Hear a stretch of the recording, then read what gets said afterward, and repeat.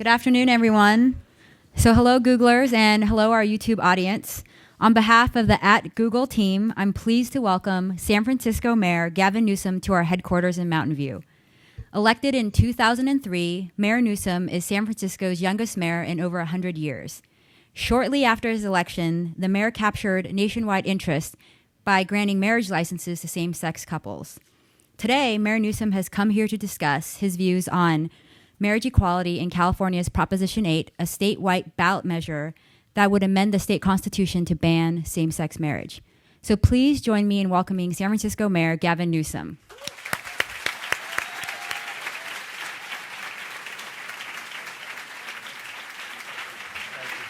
Thank you. Thanks, Pepe.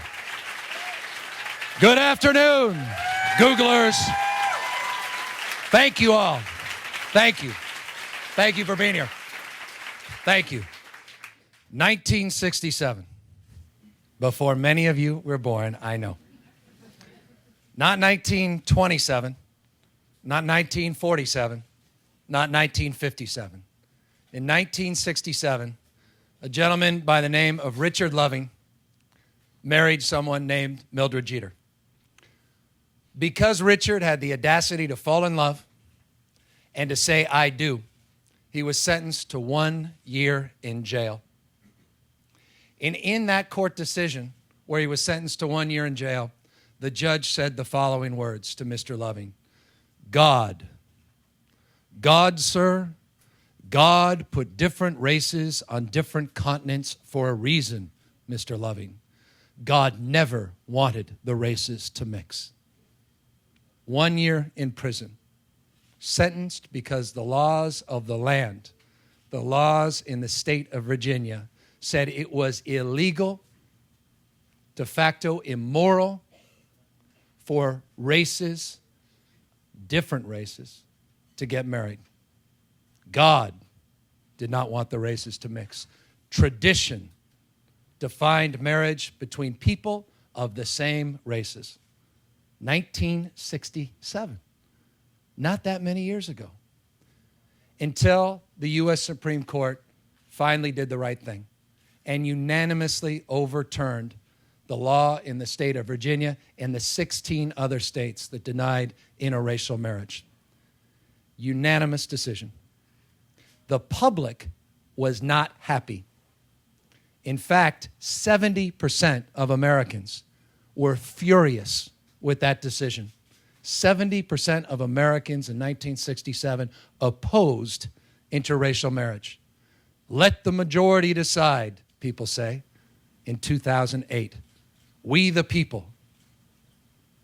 Imagine if we submitted the rights of minorities on the issue of marriage equality in 1967 to the majority. We would not have interracial marriage today. And if you think I exaggerate, look at the polls. Look at the polls today around interracial dating, let alone interracial marriage. There's still a huge percentage of Americans that oppose interracial dating in the United States of America. Let the people decide. Do you think women would have the right to vote today if we let the people decide?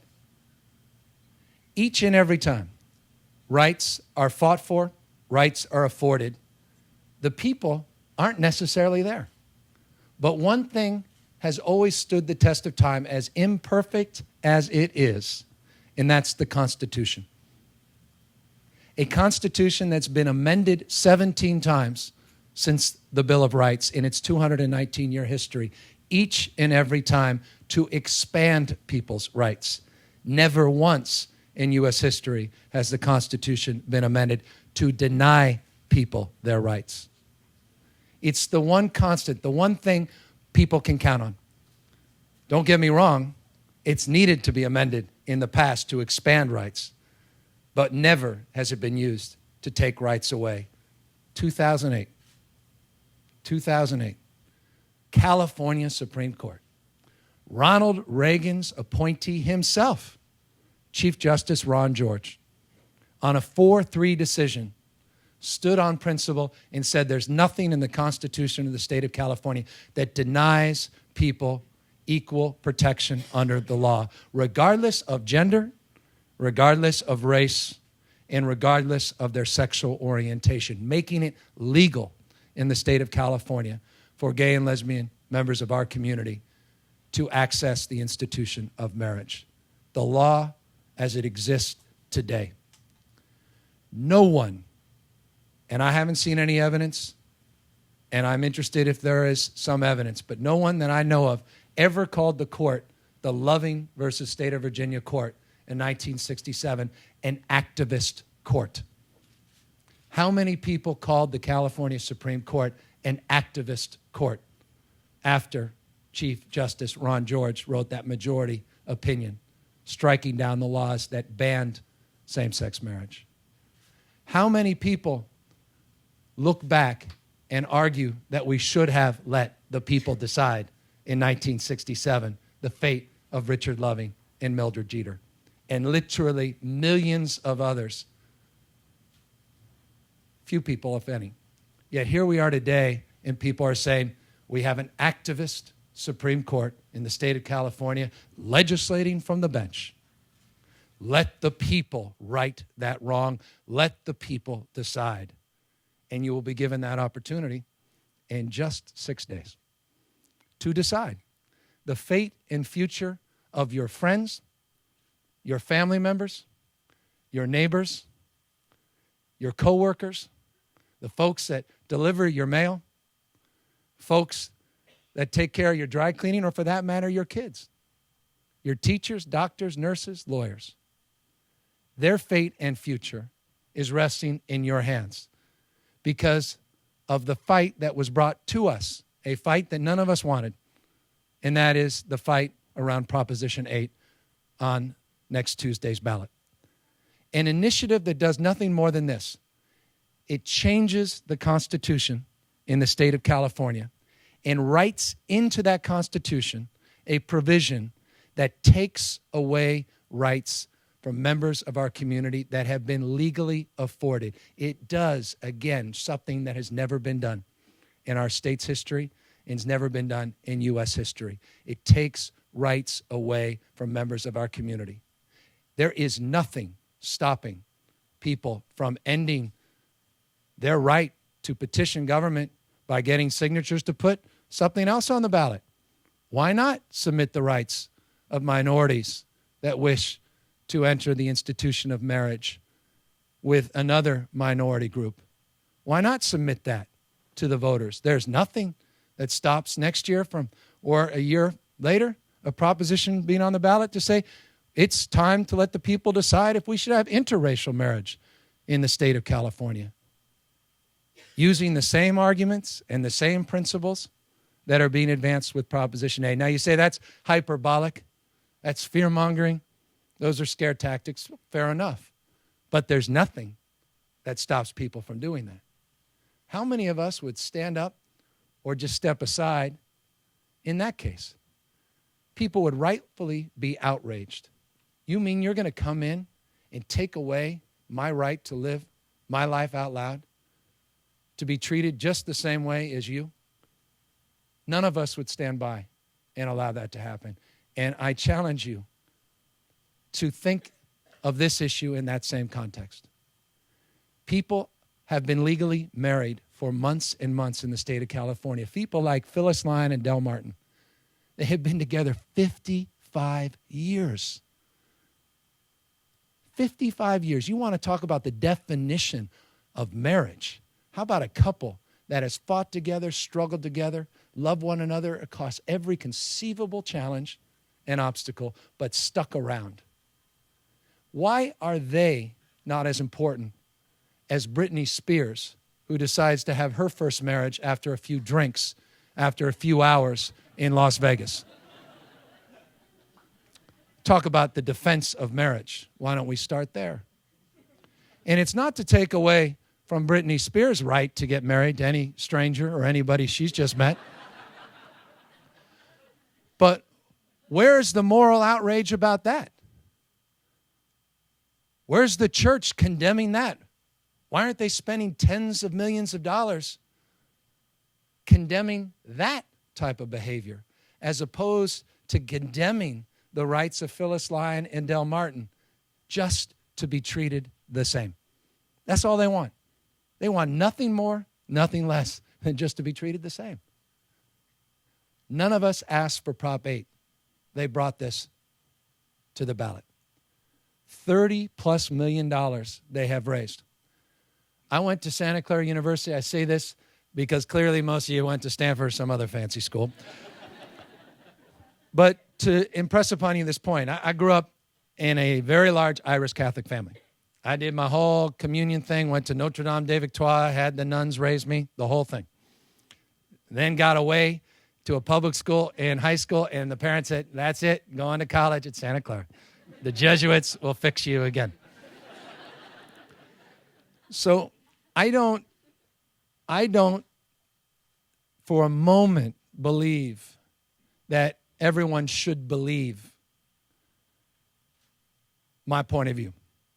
Good people can disagree. I have members of my family that still just don't get it. They say, why do you have to call it marriage? Just call it something else. Just, civil unions, all the same legal rights and obligations, just call it something else and call it a day. Why are you so fixated on this marriage thing? Don't we have other things to focus on?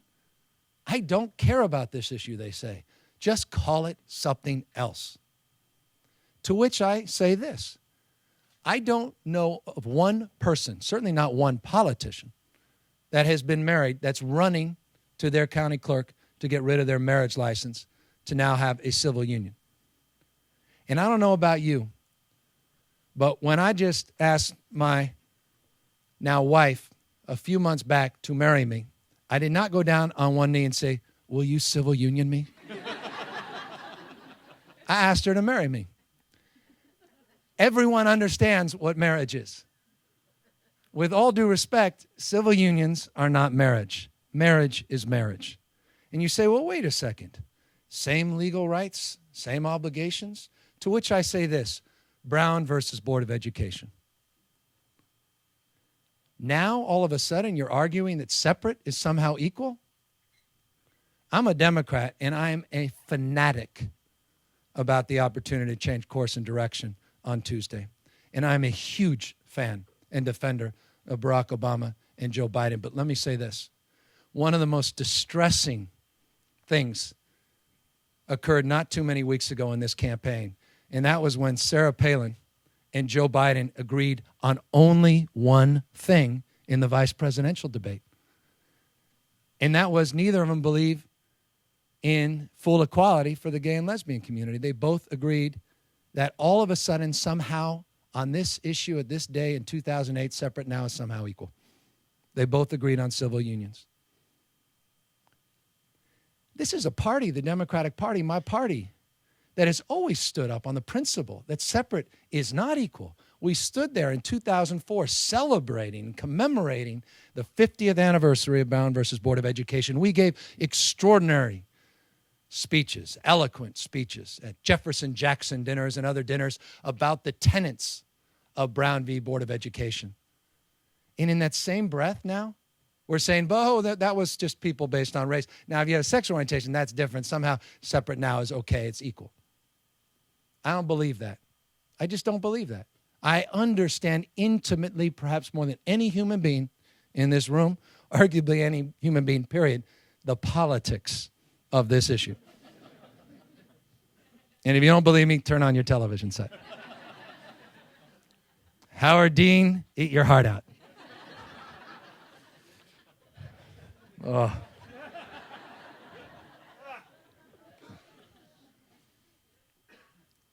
Separate's not equal. County clerk. Imagine a county clerk's office. Say, oh, no, you guys are over there. That line. Married people, hey, you're over here. You get this line, that fancier line. The line's been around all these generations. You all come in, get your marriage certificate. You folks, no. You're not gay. Oh, I'm sorry. Hey, no, you're back in this line. Nice to see you. Good to have you. I thought you were gay. Who's that? Oh, it's just my best friend. She and I were here on vacation. We're just so excited. Oh, you guys look so chummy.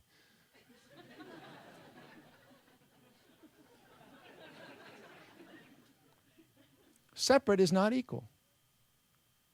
So this is a fight, from my perspective, about equality. It's a fight about fundamental rights. And it's a fight that's worth having because the history of the rights movement has always been about fights, for better, for worse. I know Dr. King, you remember he said that change doesn't just roll in on the wheels of inevitability. You got to go out there and make it happen. And the reason I'm here is I'm proud of Google. And I'm so honored that you have enlightened leadership in this company. And you had courageous leadership that stood up against a lot of opposition. I can't imagine what it was like before Sergey put that blog post and sent it out to all of you. But this is a publicly traded company. I get it. But he stood up and he said, you know what? I'm not going to watch the rights of my employees be taken away. I'm going to stand up for them. And I'll tell you, that means more to me than any of the damn fancy new technology or anything else this company keeps coming out with. I mean that. Because if you've got guys that founded this company that will fight for you, anything's possible. It says an enormous amount about Google and Sergey and Larry. I mean it. And I don't need to suck up to those two anymore because you already moved to San Francisco, so I'm happy. Only 800 of you, though, but that's another issue for another time. I'm counting on you. But big deal. I'm just a politician. People that have been legally married are counting on you. But you know who else is counting on you? Their mothers, their brothers, their sisters and aunts, their uncles, their kids, and their grandkids. I had a guy, couldn't have been a day younger than 90, who came to me, I kid you not, on Friday. And I know this sound, these sort of politicians, human interest stories, I always suspect, Bob, thank you, Bob. But I don't even know this guy's name. He didn't even tell me his name. And he comes up to me and he says, Mr. Mayor, I said, yeah, Gavin Newsom. And he goes, and then walks away. And I start walking, and he comes back, and then he breaks and says, thank you for making my daughter so happy. And he broke down and he walked away. It's not just about his daughter. It's about him. It's about the affirmation of someone he loves and their life. That's what's at stake with Prop 8. To take that away from people, I don't think is right. I don't think it's moral. It's legal for people to get married, regardless of their race, regardless of their ethnicity, and regardless of their sexual orientation. How dare we take that away from people? It's a fight worth fighting for. I encourage you, I implore upon you to come out and not just vote for change in November by voting for a complete new direction in this country. Yes, the most important choice you will make on Tuesday, but also fight and choose to do what's right by rejecting Proposition 8. Thank you all very, very much. Thank you. Thank you. Thank you. Thanks. Thank you, guys. Thank you.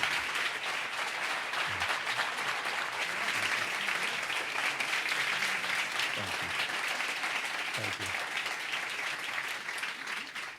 I have questions. And I have this, and I barely know what to do with it, but I've got questions. And the first question, and this is a Democratic question because I know you all voted on these questions.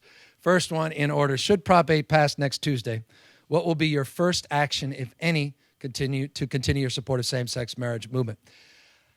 The question is, do you fight for something you believe in and a principle that you have fought for? And if things don't go well, do you walk away from it?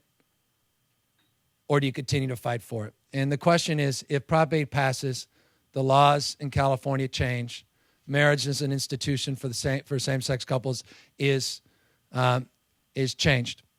What will you do next? What I'll do is keep fighting. I just believe in this. It's in my core. It's in my blood. It's seared in my soul, as folks say, about things they care about and are passionate about. I'll keep fighting. And I'm not going to walk away And I don't think anyone that believes in anything should ever walk away from whatever it is you believe in, for whatever it is you're passionate about, for whatever it is that drives your sense of purpose. This is what it's about. I just want to quickly say something. You know, I always find it remarkable. You know, in a country with 45.6 million people without health insurance, a country that couldn't even allow for simple basic health care to be extended to everyone 0 to 18, with the S-chip program that was just rejected by President Bush, who vetoed it, that people would find it so morally outrageous that two women would kiss on the steps of San Francisco City Hall, but don't find that same moral outrage when two kids are denied basic health care at the local hospital because their parents can't afford health insurance. You want to talk about a moral issue and moral outrage. Let's get our priorities right. This is not an issue that should drive the kind of passion that it does, except for the fact that I know it challenges people because it's not something that we've necessarily come to accept yet, but we will. Point about religion. No one is telling the church what to do. No one has told them what to do on stem cell research. California stem cell research happens to be in San Francisco, the Research Institute. No one has told them what to believe on the issue of divorce, though the state has divorce laws. No one has told them what to do on the issue of choice. And certainly no one has told the church what to do on the issue of birth control. No one is going to tell the church what to do on marriage. There is no infringement on the rights of the church to totally disagree with this. There's a separation between church and state. That's absolute. So for those that have a strong moral compass in the context of their religious beliefs, there's nothing about what's happening today that should in any way, shape, or form challenge that. It simply won't. And these ads they're putting on suggesting that somehow the tax status of religious institutions will change is a complete lie. Just untrue. It's absolutely foundationless. And that's important to share as well. What progress have you made on, oh, interesting. We're skipping around. Have you made on the homeless issue? What are the main barriers to solving the problem, and how do you intend to address them?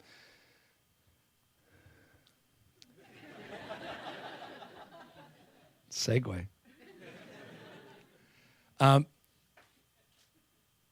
Shelter solves sleep.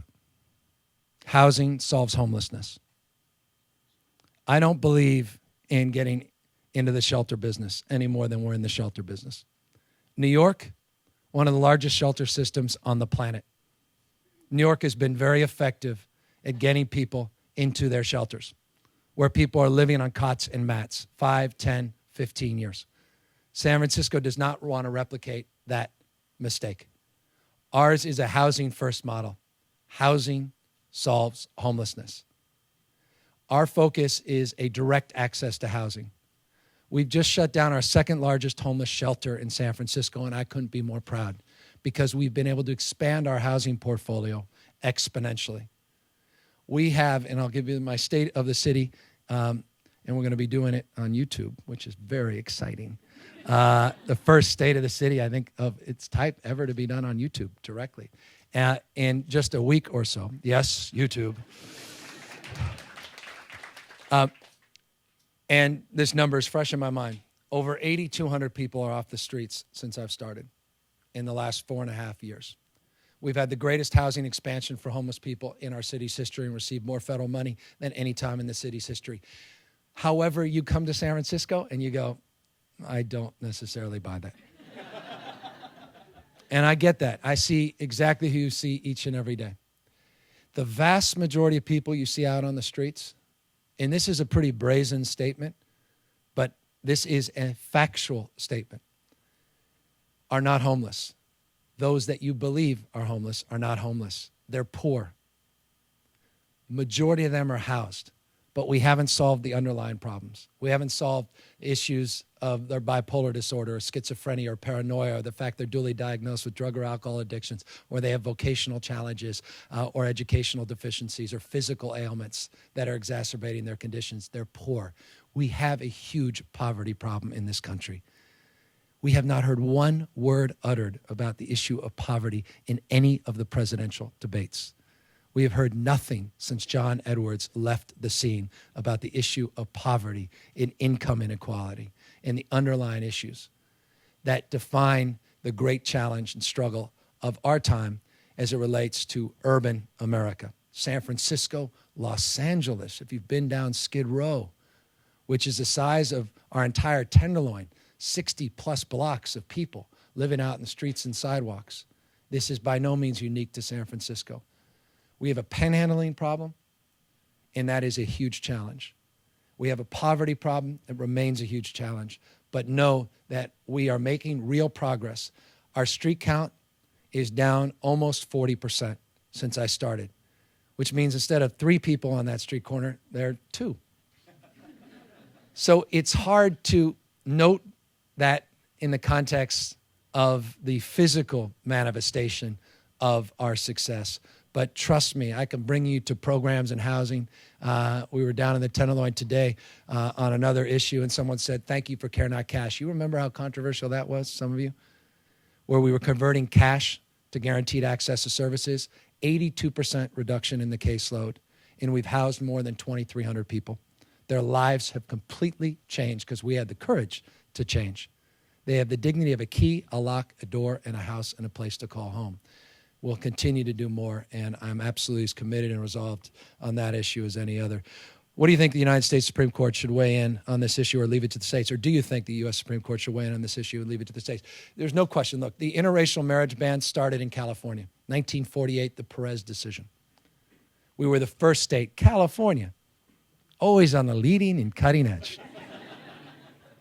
That's what would be so wrong about Prop 8 passing. My gosh. In 48, we got it right. It took till 1967 for the U.S. Supreme Court to eventually address this. I don't believe, as John McCain believes, that when in doubt, leave it to the states. I believe in fundamental rights, and those are inherent as Americans. And I believe that the U.S. Supreme Court ultimately will have to address this issue as they did the rights of Protestants to marry Catholics. Don't forget, Protestants couldn't even marry Catholics. I mean, the history of marriage is a very interesting history. And that's what makes this so much more remarkable, is that we haven't been good students of that history from my perspective. San Franciscans pride themselves on being cosmopolitan and above all green. Yet despite this $4 gas, horrible parking, everyone in the city still drives. Why? Yet they don't just ask a question, you answer it. Because Muni is deeply unreliable. All right, I'm on to you. Tough audience. We are the most green and sustainable city in the United States of America, save maybe Portland. Can't stand Portland. We're always second. But anyway, of the larger cities, we are the greenest, most sustainable city in the United States. We put together a local global climate action plan to roll back our CO2 emissions 20% below 1990 levels by 2012, went twice as far as the Kyoto protocols.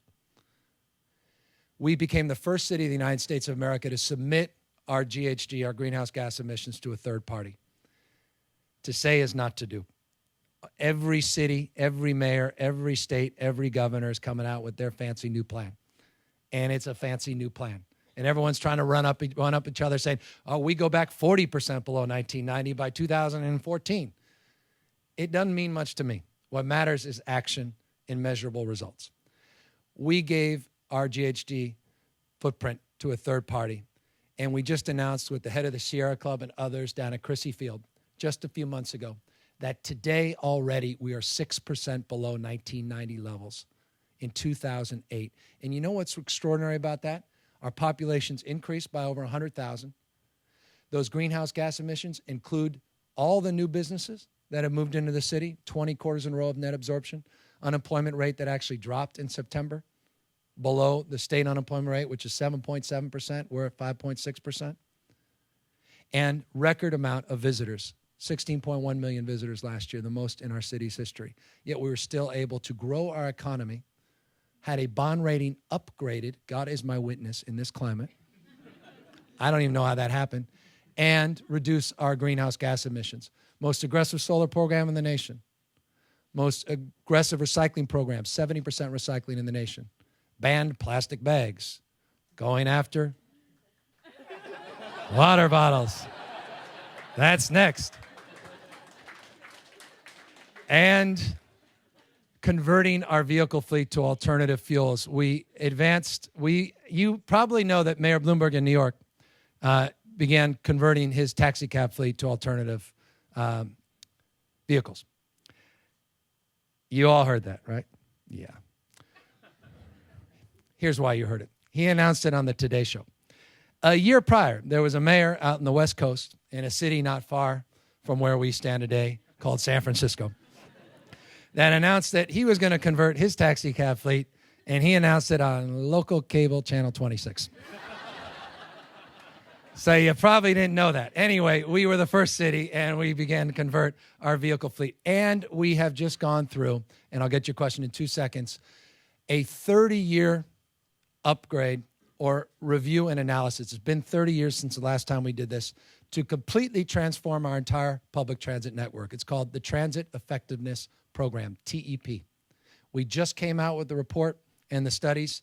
It's been 30 years since we've updated our entire muni transit system. You are right that not only is it unreliable, but it said comma and often unsavory. I kind of skipped that editorial. And it can be substantially improved.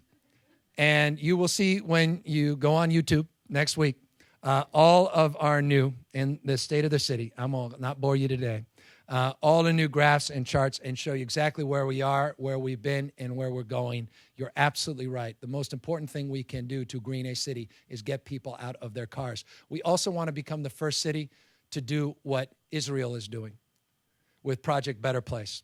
And my old friend Shai Agassi, who has come up with this idea to completely convert all of the vehicles in Israel to an electric vehicle fleet and actually have electrical charging stations like gas stations. We want to do the same thing in San Francisco.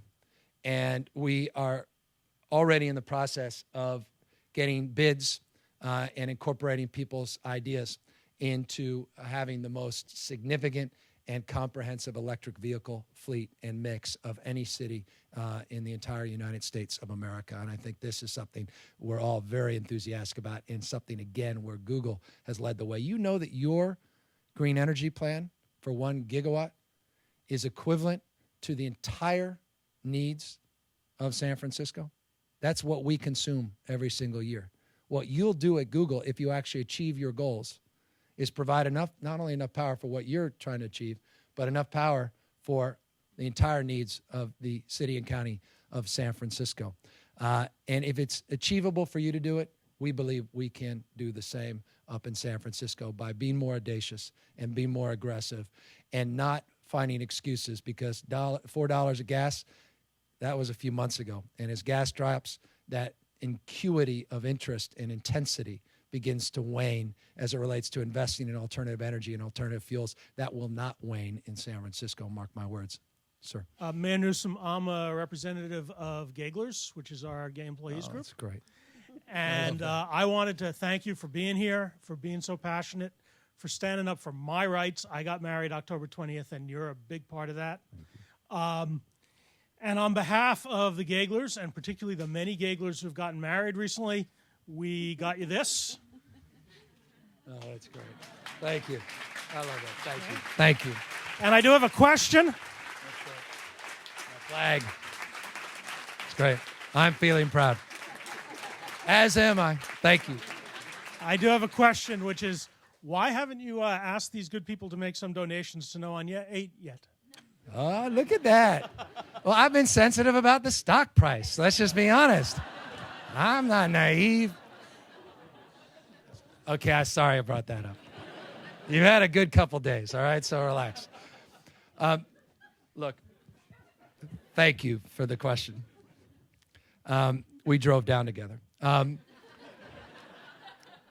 The Yes on 8 campaign has been outspending us, and they've out-fundraised us until this week, where we finally have caught up. The majority of their money, interestingly, has come from the Mormon Church. I don't know why, but the Mormon Church in particular has made this the most important thing, even more so than who the next president of the United States should be. Don't take my word. Go on their website and see how they've made this their number one issue in the United States of America. More money will be spent on Prop 8 for and against it than any other campaign in the United States of America, save the presidential campaign. On this issue, we are not winning this campaign. It is neck to neck. The internal polls, we've heard about theirs and ours, within the margin of error. Up 2 points, down 2 points. Up 5 points, down 6 points. Today, dead heat. Literally 49-48 is one of the polls that I saw today that was sent to me. This thing will come out to who turns out on Election Day to vote. It also will come down to those undecided folks that just, again, like members of my family go, can't you just call it something else? And that's why I want to press upon you two things. To Gmail your friends and family. To text them, to call them, to reach out to them. I'm sure you have people in your life that also just don't understand what the big deal. Can't you just call it something else? And I encourage you to reach out and try to convince them of what's at stake here. Rights have been legally afforded. Prop 8 takes rights away. That in and of itself is wrong. We're not about asserting rights. We're about taking a door that's been open and slamming it shut and locking it and creating a second class of citizens. People that were married before the election and people that can't be married after the election. Lawsuits for years and years.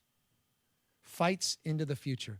If you want this to go away so we can focus on healthcare and education, the environment and poverty and economic development, I'm with you. Then let's reject Prop 8 so we can all move on and people can live their lives and dream the same dreams that all of us wish to dream. Dreams that shouldn't get in the way of your dreams. Your dreams that shouldn't get in the way of my dreams. Just level the playing field. There's so many more important things to focus on as opposed to focusing on taking rights away from other people. And in addition, yes, we need to raise $1 million a day between now and next Tuesday. $1 million a day in order for us to win this election. As outrageous as that may sound, I kid you not, if we don't, I'm convinced we will fail. We have new spots that we have filmed, but we don't have the money to put them on the air.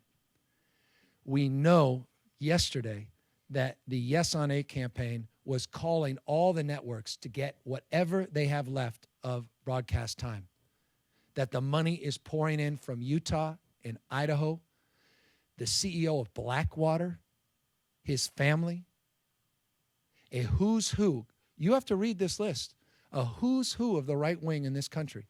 The same folks that had George Bush in 2004 do the same thing and fail are the same ones that are trying to do it in California, but trying to succeed, and they believe they can succeed here. And if they can win in California, it's just like Prop 6 and the Briggs Initiative 30 years ago. Remember, 1977, 78, Prop 6 was on the ballot. A guy named John Briggs, a state senator, and he put something on the ballot that is so outrageous in hindsight, yet so reminiscent of what's on the ballot today. The Briggs Initiative said this, that if you're a teacher and you're a homosexual, as he called them, then you will be fired. He called teachers that were gay pedophiles and molesters.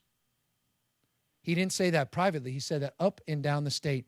At the time, 80%, not 70, not 60, not 55, 80% polled when he first initiated that Prop 6, supported the Briggs Initiative until Ronald Reagan, Jimmy Carter, every elected official of every stripe decided, you know what, this is wrong. This is not California. And they stood up, they stepped in, and they defeated the Briggs Initiative. And you know what? There is a film about it that last night was premiered called Milk, where Sean Penn plays Harvey Milk, the first openly gay elected official to a large city office in the United States. You have to see this film. It could have been shot in the last 6 months.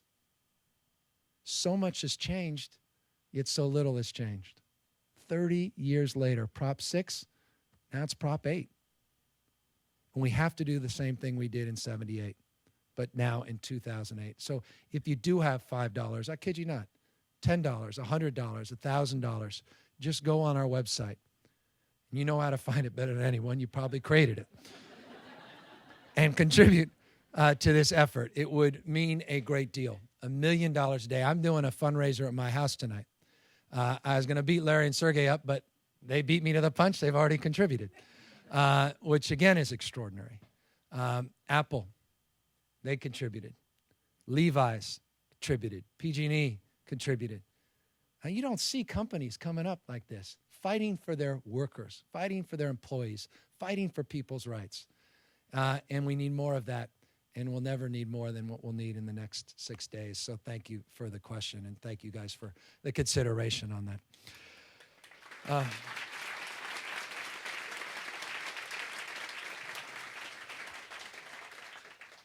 Oh, this is good. This is good. After you promoted free Wi-Fi in the city, remember that? Google was going to come in and provide free ubiquitous Wi-Fi. It was going to happen in weeks, years ago. The proposal was lost in political squabbling. You ain't kidding.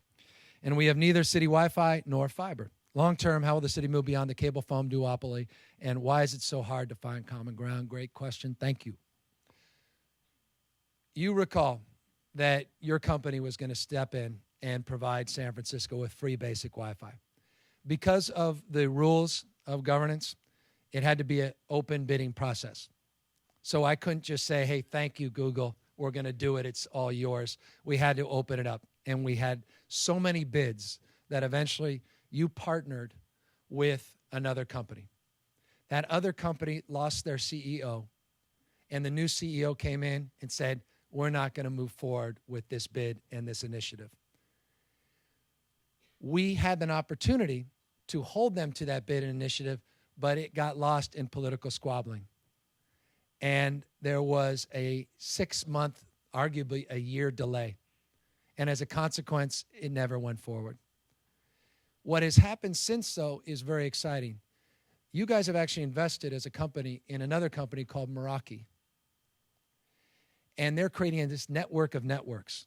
And Meraki in San Francisco now has provided the opportunity today for over 155,000 unique users.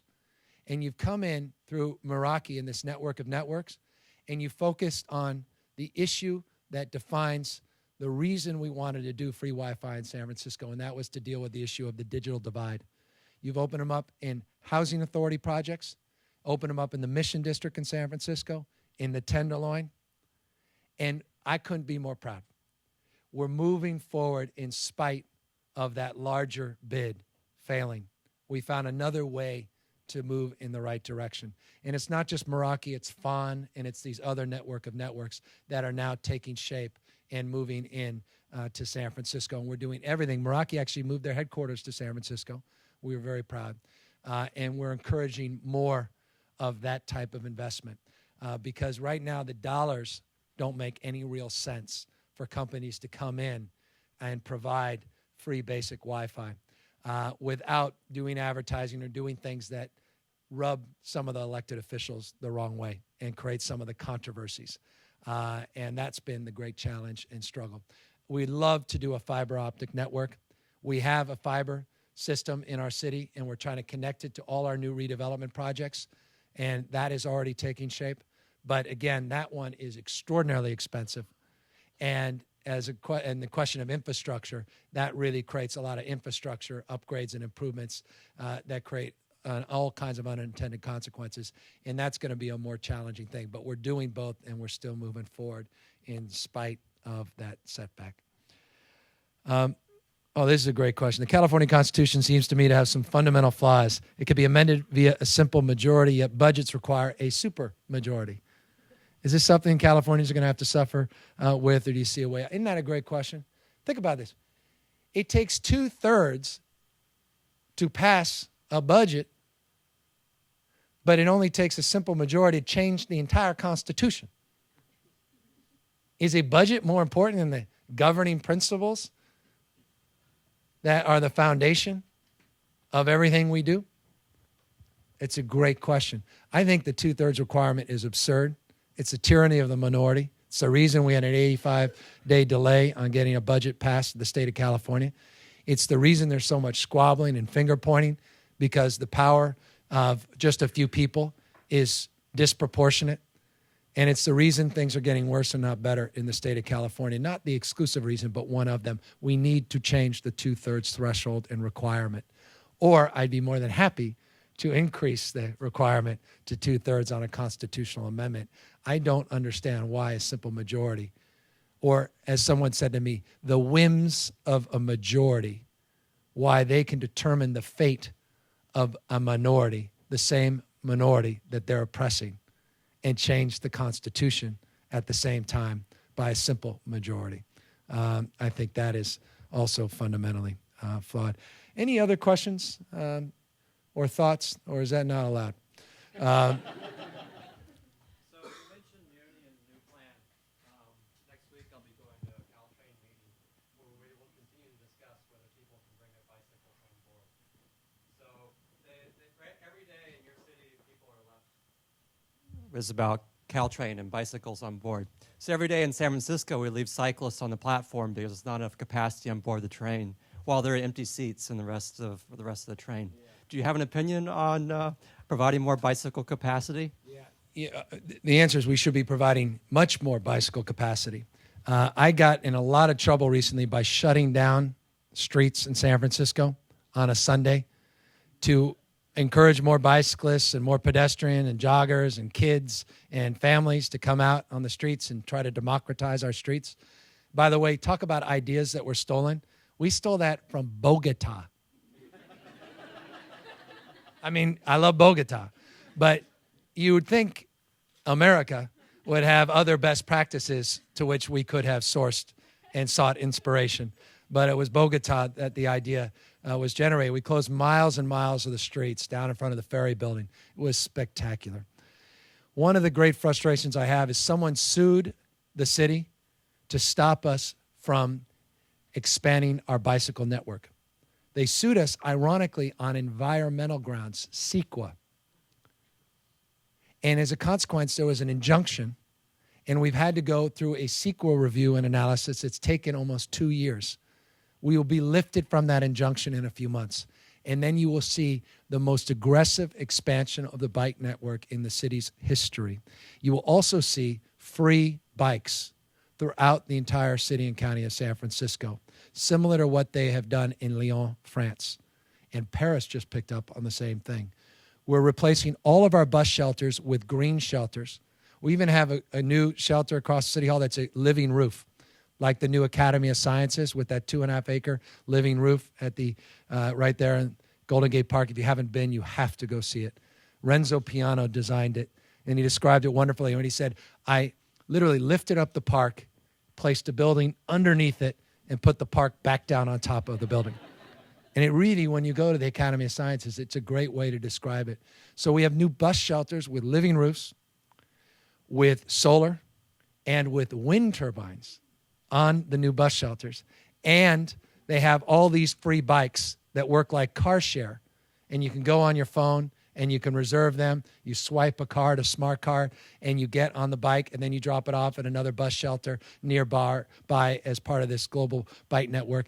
Caltrain needs to expand access to bikes. We also need to improve the high-speed rail by supporting Prop 1A so that we could continue to provide alternatives to vehicles so that you guys don't have to spend an hour a day in traffic to come down here from San Francisco. Now, another way to avoid spending an hour in traffic is just to keep moving more employees to San Francisco.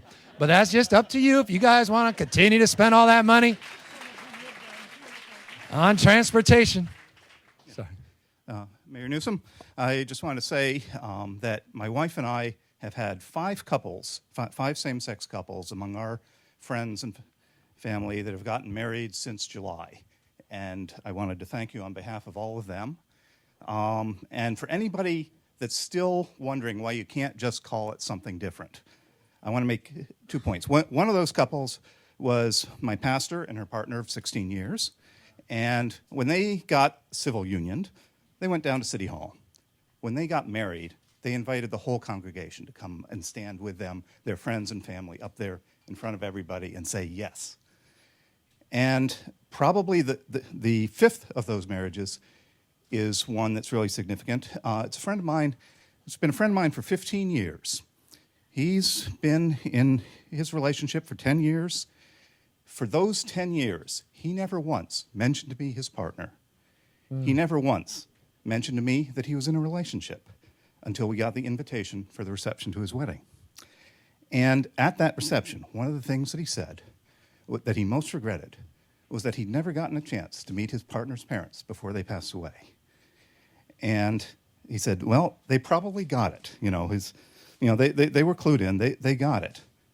But he didn't have a chance to stand up and say, this is who I am, this is the most important person in my life. And I think that it's real important that nobody should have to keep that a secret from their parents. That's why it matters. There you have it. You said it better than I could. That's what we need to hear more about in the next 6 days. That's what people need to hear, to understand what's at stake here and why this is so important and so personal to so many people.